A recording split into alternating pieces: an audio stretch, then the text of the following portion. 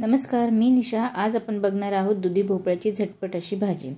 तर त्यासाठी कमीच साहित्य लागतं, जास्त काही लागत नाही। एक दुधी भोपळा घेतलेला होता, त्याला मी अर्धा कट करून घेतला। थोडासा दुधी भोपळा मी आधी खाऊन बघितला तो कडू आहे का नाही। आणि चणा डाळ ही भिजत टाकलेली नव्हती म्हणून मी त्याला थोडीशी शिजवून घेतलेली आहे।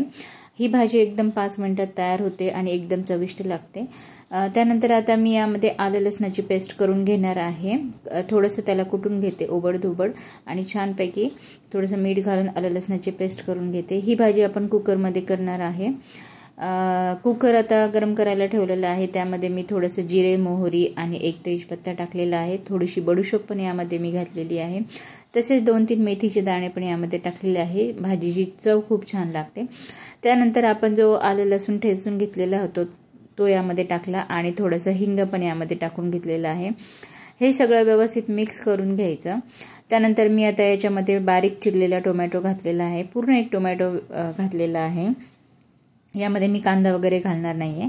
आता टोमॅटोला पाणी सुटण्यासाठी आपण यामध्ये थोडंसं मीठ टाकून घेऊया, म्हणजे टोमॅटो लवकर मऊ होऊन जाईल। त्यानंतर मी यामध्ये हळद टाकली, थोडासा गरम मसाला टाकला आणि थोडीशी लाल मिरची पावडर टाकलेली आहे। आता हे सगळं व्यवस्थित मिक्स करून घेऊ आणि याला कुकरवर थोडंसं झाकण ठेवून आपण हे थोडंसं शिजवून घेऊया, म्हणजे याला टोमॅटो मऊ होऊन जातील आणि सगळा मसाला पण आपला छानपैकी होऊन जाईल।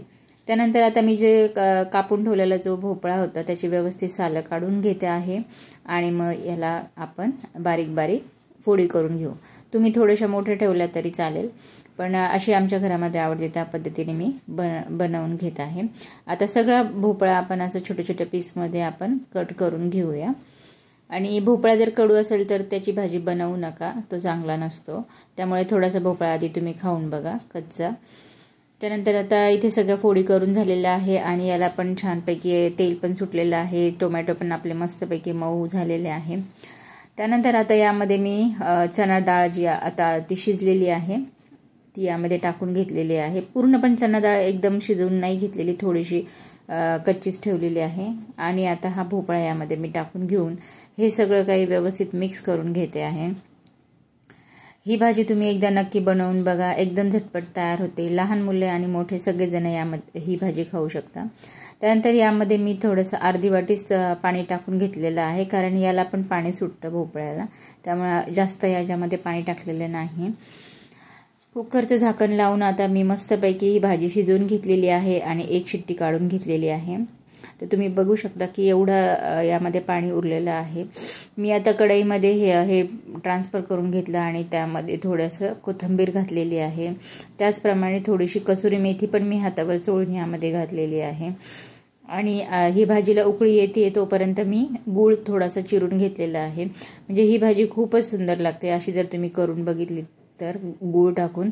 आता ही भाजी भाकरीसोबत, चपातीसोबत किंवा भातासोबत सगळ्यासोबत तुम्ही खाऊ शकता।